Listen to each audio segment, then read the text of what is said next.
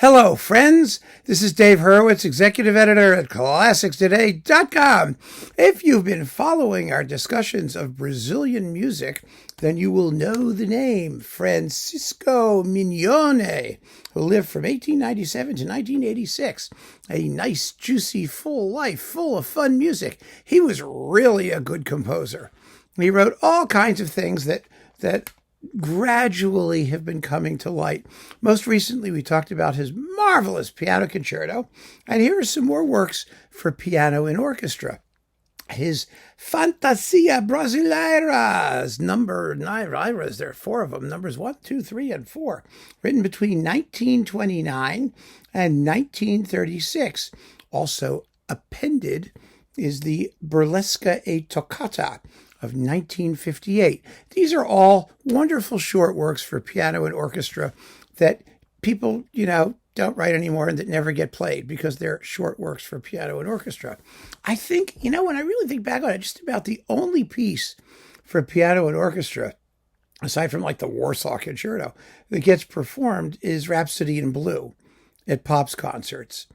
That you can still hear once in a while. But, the repertoire, and I've talked about this before, is full of, 10 to 15-minute works for piano and orchestra. I mean, Saint-Saëns wrote a bunch of them.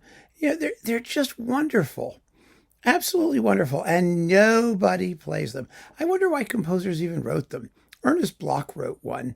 I mean, it just sort of fascinates me because they write them and they're never going to get played. Maybe they get played once. Maybe they write them for an occasion. Maybe for some composers, once is as much as they can hope for.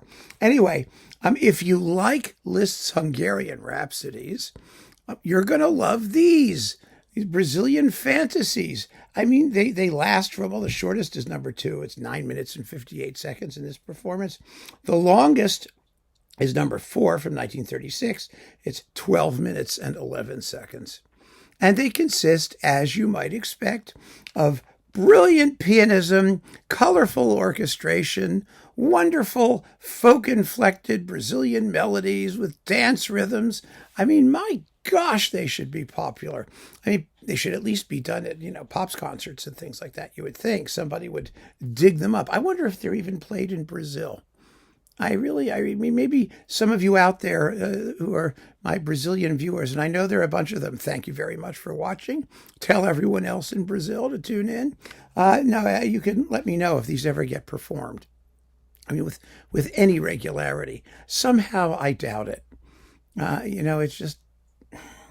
It's just the way it goes, isn't it? But this is good music, and it's well written, and it's fun for the soloist, and it's wonderfully well played here by Fabio Martino as the pianist, and the Sao Paulo Symphony Orchestra, which, as we know, is absolutely terrific, under Giancarlo Guerrero, who conducts with aplomb, lots of aplomb.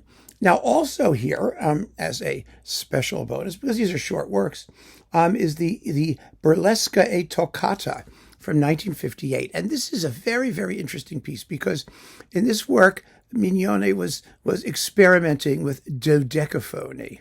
Yes, the dreaded dodecaphony, 12-tone music, atonality, which actually, as we learned, if you've studied your ethnomusicology and heard, Bartók's microtonal folk music collections and things like that, there's a lot of dodecaphony that's sort of similar to a lot of folk music, believe it or not, depending on what scale patterns are being used and what those indigenous peoples were up to. And so it actually works rather well when combined with folk rhythms and folk melodies and things like that as a contrasting element. It's a fun mixture. And of course, the title of the work, Burlesca, a toccata, actually the toccata is just as burlesca as the burlesca is. It's a work full of humor, irony, perhaps even. And it's actually longer than the other things here. It's about 14 minutes long. So it's bigger and really enjoyable. I found it to be really a delightful piece. And you will too. I mean, if you like, for example, Hinastera, when he was in that sort of transitional period between doing, avant-garde stuff and folk stuff, or mixing the two together. It's similar to that, a little bit similar to that. Not entirely, but close enough that you get the picture. And again, performance is absolutely slamming. The sonics are terrific. This is a wonderful release in Naxos' ongoing series devoted to Brazilian music. And if you haven't been collecting it, get this and then start, because there's all kinds of good stuff in this series. There really is. So keep on listening, friends. Thanks so much for joining me. Take care.